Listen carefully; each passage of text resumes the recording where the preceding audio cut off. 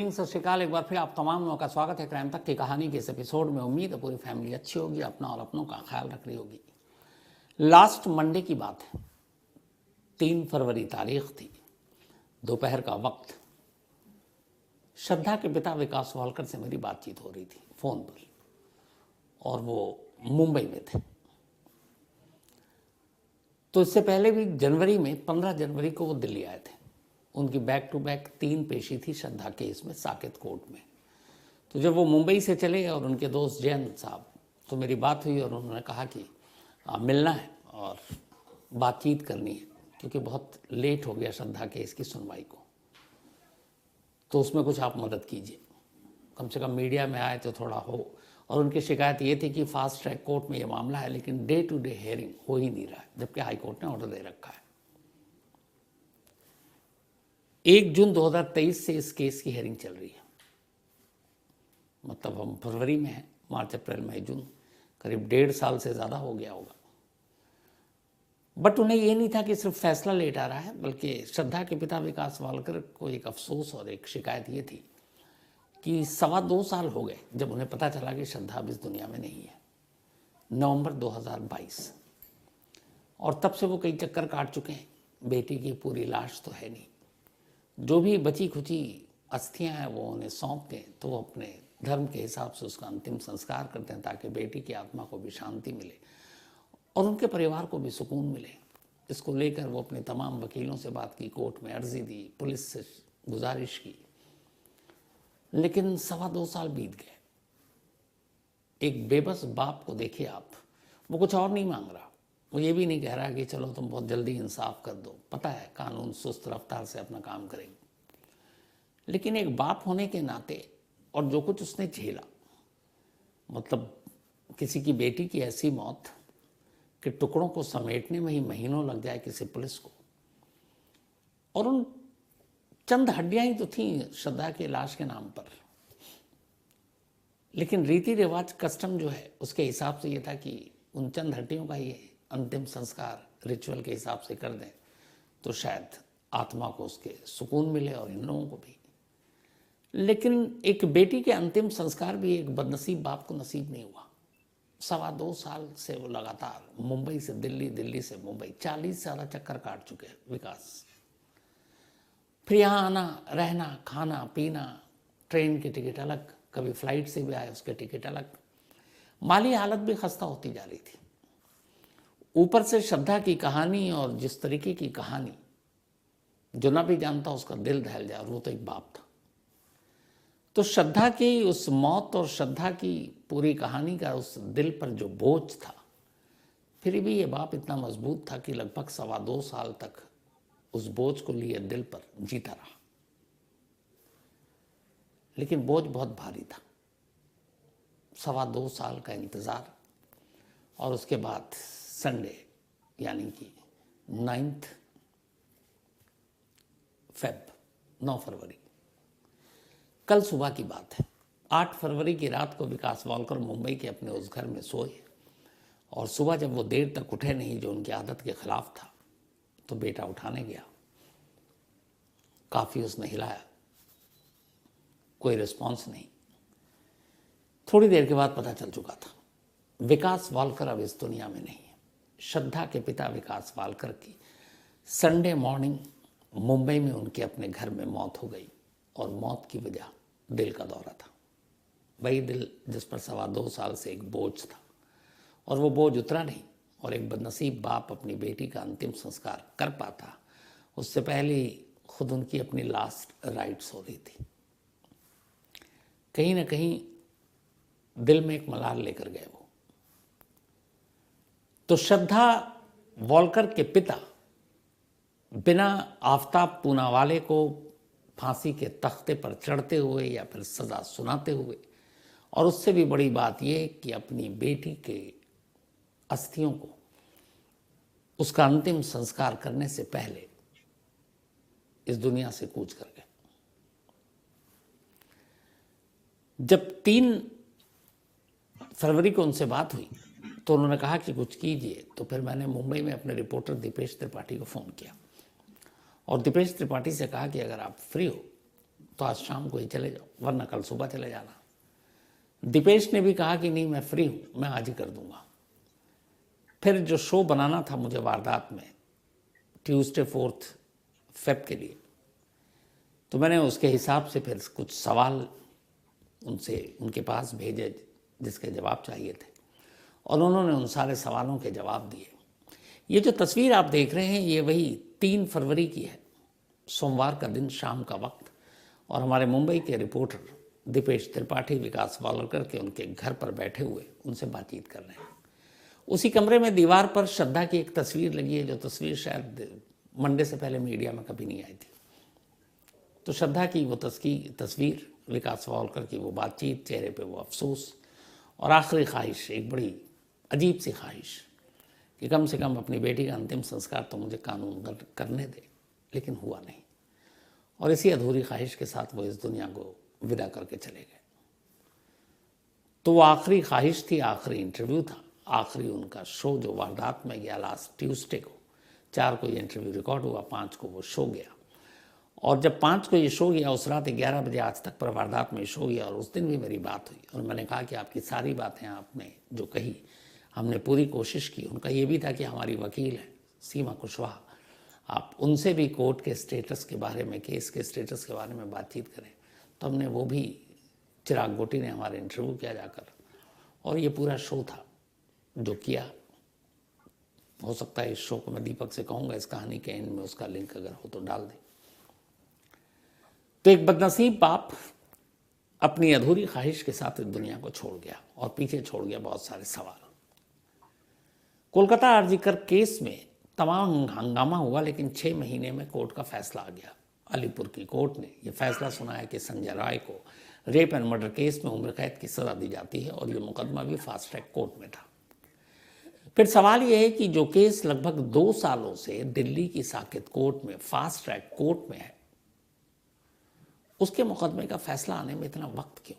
जबकि ये वो श्रद्धा केस था जो जब सामने आया तो हर एक ने दावे किए, नेता से लेके पुलिस ने, सभी ने, कि आनन फानन में इसका मुकदमे का फैसला आएगा और आनन फानन में गुनहगार को सजा दी जाएगी। लेकिन आफ्ताब पूनावाला अब भी तिहाड़ जेल में ऐश से रह रहा, और उसे भी इस बात की कोई फिक्र नहीं है कि इस केस में क्या होना है, बल्कि उसे तो ये होगा कि आरजीकर अस्पताल केस में जो कुछ हुआ फैसला, तब शायद उसका कॉन्फिडेंस बढ़ा होगा कि उसे भी कौन सी फांसी की सज़ा होगी। क्योंकि कोलकाता की कोर्ट ने रेयरेस्ट ऑफ रेयर केस नहीं माना कोलकाता आरजीकर के जूनियर डॉक्टर के मामले में। तो यहाँ आफ्ताब पूनावाला भी ये सोच कर बैठा होगा कि श्रद्धा मर्डर केस को भी कहाँ से रेयरेस्ट ऑफ रेयर केस की कैटेगरी में कोर्ट रखेगा, और अगर नहीं रखा तो उम्र कैद, और उम्र कैद मतलब जेल, और जेल मतलब सज़ा तो है नहीं, मज़ा, तो आराम से रहेगा। जिसने कत्ल किया, जिसने जुर्म किया, वो ऐश से आराम से जेल में है, और जो हर दिन मर रहा था, हर दिन जी रहा था एक ख्वाहिश के साथ कि उसकी बेटी का अंतिम संस्कार वो अपने हाथों से करे, वो माली तौर पर भी कमज़ोर हुआ, दिमागी तौर पर भी परेशान, दिल पर अलग बोझ, और वो दुनिया से कूच कर गया। लेकिन मुकदमे में कुछ नहीं हुआ। इस मुकदमे में क्यों नहीं हुआ कुछ? दिल्ली पुलिस का एक थाना है महरौली थाना, और महरौली थाने के अंदर ही श्रद्धा मर्डर केस रजिस्टर हुआ।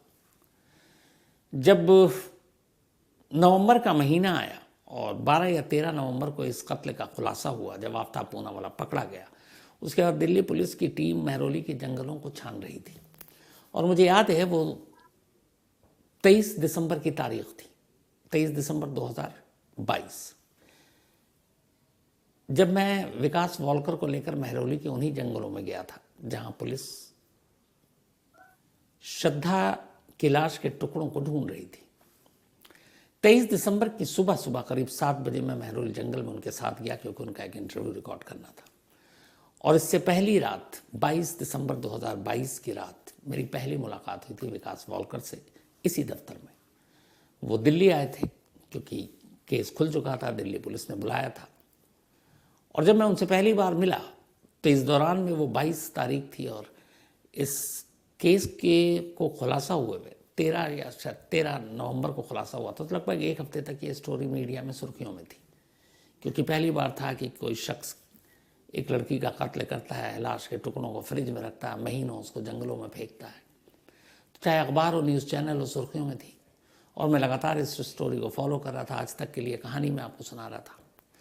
तो मुझे 22 नवंबर की रात पता चला, जब मैं पहली बार इसी ऑफिस के कैफेटेरिया में विकास वालकर साहब के साथ मिला और बैठा, तो मैं बड़ा अजीब सी था जब उनसे मिलने के लिए जा रहा था उस पल में, कि इस शख्स से मैं कैसे मिलूंगा, क्या बात करूंगा। क्योंकि हम लोग तो सोच के ही दहले हुए हैं कि कोई कैसे किसी इंसान के टुकड़े कर सकता है बैठ के बाथरूम में, और फिर फ्रिज में उसकी लाश के टुकड़े रखे, और हर रात वो निकले और पॉलीथिन में जाकर जंगलों में फेंके, फिर लौटे, उसी कमरे में सोए। और ये उसी श्रद्धा के पिता हैं।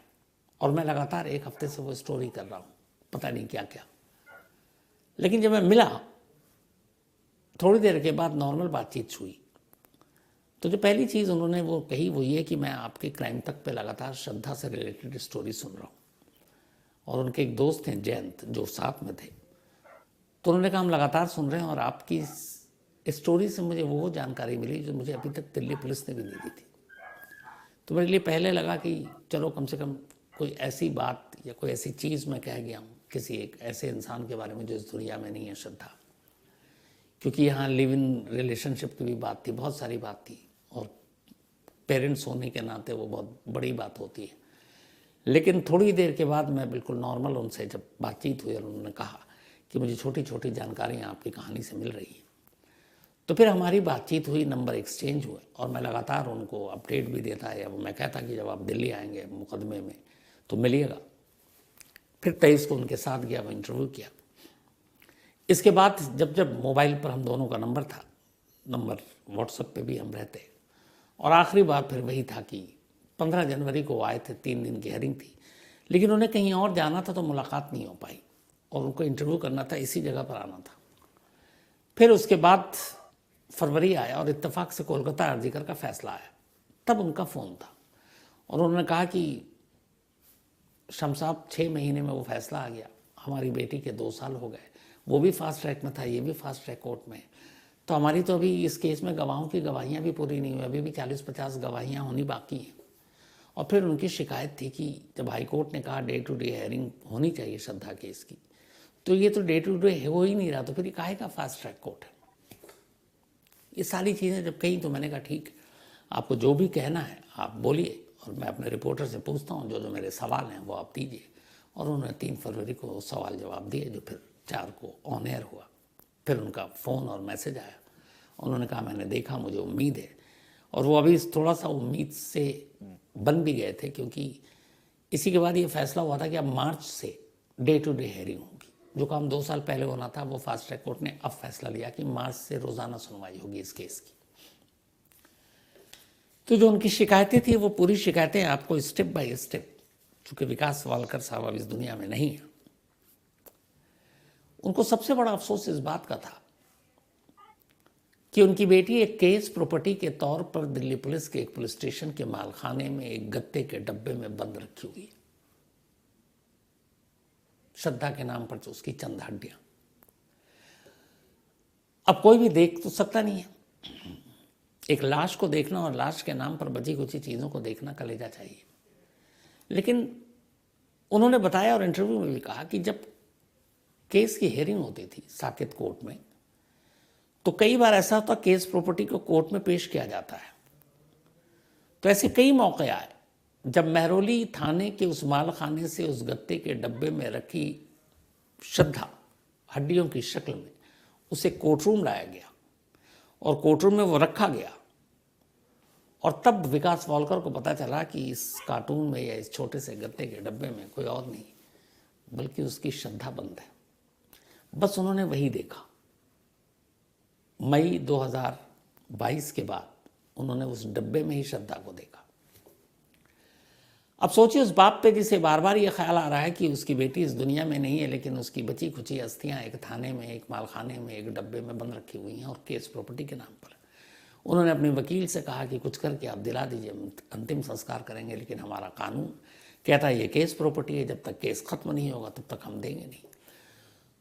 तो महरौली के उस थाने से साकेत कोर्ट की दूरी लगभग 3 से 4 किलोमीटर है और कई बार थाने के मालखाने से श्रद्धा को निकालकर कोर्ट रूम लाया गया और उन्हीं कई मौक़ों पर विकास वालकर ने अपनी बेटी श्रद्धा को एक बंद डब्बे में देखा। अब इसके बाद मुकदमा जो है 1 जून 2023 को शुरू हुआ था। 1 जून 2023 के शुरू होने के बाद कई तारीखें पड़ी। विकास वालकर को भी बार बार बुलाया गया, कई बार केस का स्टेटस जानने के लिए आए। उन्होंने कहा हम 35 से 40 बार आ चुके, हर बार आना जाना रहना खाना पीना खर्चा होता है। माली हालत भी दिन ब दिन खराब होती गई और फिर भी वो लगे रहे क्योंकि उन्हें इंसाफ चाहिए था और इंसाफ से भी बढ़कर उन्हें अपनी बेटी का अंतिम संस्कार कराना था।